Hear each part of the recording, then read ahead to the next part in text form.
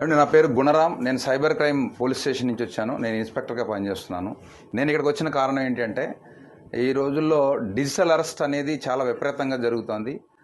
Digital arrest జరగడానికి కేంద్ర బిందువు బ్యాంక్. అది ఎస్బీఐ, యాక్సిస్ బ్యాంకా, ఇంకో బ్యాంకా, ఏదైనా ఒక బ్యాంక్. నేరం అనేది ఖచ్చితంగా ఇక్కడి నుంచి జరుగుతుంది.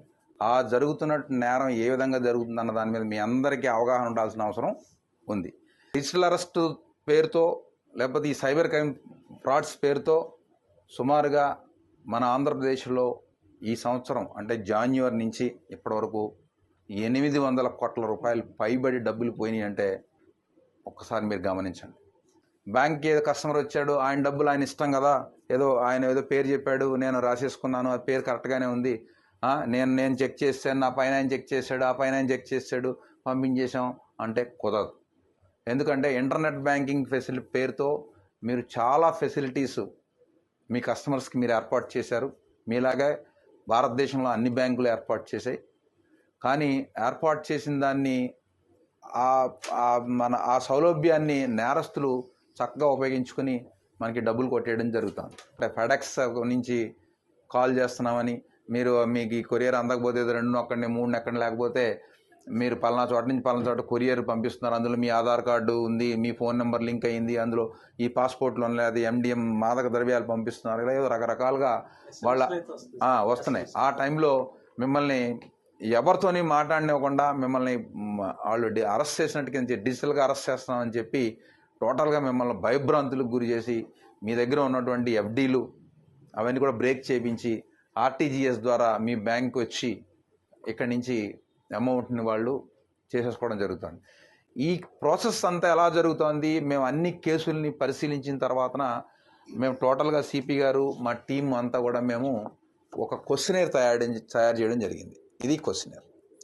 ఈ క్వశ్చనేర్ కనుక మీకు ఎవరైనా జాగ్రత్తగా వినండి, మీకు దగ్గరికి ఒక కస్టమర్ వస్తారు, అకౌంట్ నుంచి 2 లక్షల రూపాయలు పైబడి వేరే అదర్ స్టేట్ ఖాతాకి దేనికైనా వాళ్ళు ఎక్కువ అమౌంట్ ట్రాన్స్ఫర్ చేస్తున్నారు అంటే మీరు ఫస్ట్ చేయాల్సింది ఏంటి? అలా ఎందుకు డబ్బు ట్రాన్స్ఫర్ చేస్తున్నారు, కారణం ఏంటి? వాళ్ళు ఏదో చిన్న పొడి వాళ్ళు భయంలో ఉంటారు. అది మీరు గమనించాలి. అతన్ని గమనించాలి. అతని మొహం కవళికలు ఎలా ఉన్నాయి, ఫోన్లో మాట్లాడుతున్నాడా, ఏం చేస్తున్నాడు, ఏంటి, ఫోన్ అవసరం ఫోన్ కట్టేమని చెప్పాలా, కట్టనండి, లేదు నాకు ఏదో అంటాడు అంటే మీరు వెంటనే పట్టుకోవాలి, ఏదో జరుగుతుంది. ఇది మీరు అడ్డంగా అవసరమైతే గొడవ పెట్టుకోండి, ఏం పర్వాలేదు, మాకు ఫోన్ చేయండి, మేము వస్తాం. ఇప్పుడు మొన్న ఇదే SBI బ్యాంకులో 1,25,00,000 ఒక్కసారిగా వెళ్ళిపోయినాయి. మళ్ళీ ఇదే SBI bank Tiruvuru branch manager గారు వచ్చిన అబ్బాయిని గమనించి చేయడం వల్ల 60 లక్షల రూపాయలు ఫ్రాడ్ ఆపగలిగాడు. ఇదే మహబూబ్ నగర్లో SBI బ్రాంచ్లో ఇలాగే ఒక బ్యాంక్ మేనేజర్ గారు వెంటనే మాట్లాడి అక్కడ కూడా ఆపగలిగాడు. మీరు కొన్ని క్వశ్చనేర్ వాళ్ళు ఖచ్చితంగా మీరు అడగాలి. ఆ క్వశ్చన్ ఏం అడగాలి అన్నది నేను మీకు చదివి వినిపిస్తాను. ఈ ఖచ్చితంగా మీ మైండ్లో, అందరి మైండ్లోనూ ఉండాలి. అటెండర్ దగ్గర నుంచి బ్యాంక్ మేనేజర్ వరకు ప్రతి వాళ్ళు కూడా ఈ విషయం గురించి తెలుసుకుని ఉండాలి. లేకపోతే కనుక ఖచ్చితంగా క్రైమ్ ఇక్కడి నుంచే జరుగుతుంది, బ్యాంక్ నుంచే జరుగుతుంది. దీన్ని ఏదో బరువు, ఇది బడ్డెన్ అయిపోతుంది, నేనెందుకు అడగాలనేది కాకుండా మీరంతా కూడా ఖచ్చితంగా బాధ్యతగా ఫీల్ అయ్యి ఒక గుడ్ ఫెయిత్తో మీ కస్టమర్ని సైబర్ నేరం నుంచి నివారించాలి అనేటువంటి గుడ్ ఫెయిత్తో మీరు ఇక్కడి నుంచి పనిచేయాల్సిన అవసరం ఉంది. ఇలా చేస్తేనే, మనందరం కలిసికట్టుగా ఇలా చేస్తేనే ఈ నేరాల్ని అరికడతాం.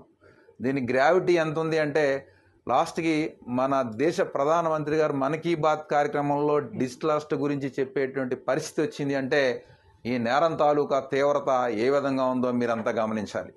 మళ్ళీ ఫామ్ నెక్స్ట్ ఎవరికో పంపిస్తారు, నెక్స్ట్ బ్యాంకు మీరు వచ్చింది కదా అని ఇలా గీసేసి సంతకాలు పెట్టేసేసి మనం ఇలా చేసేస్తామంటే మాత్రం ఇక్కడి నుంచి కుదరదు. తేడా వచ్చిందంటే మీరు కూడా కేసుల్లో ఇరుక్కుంటారు.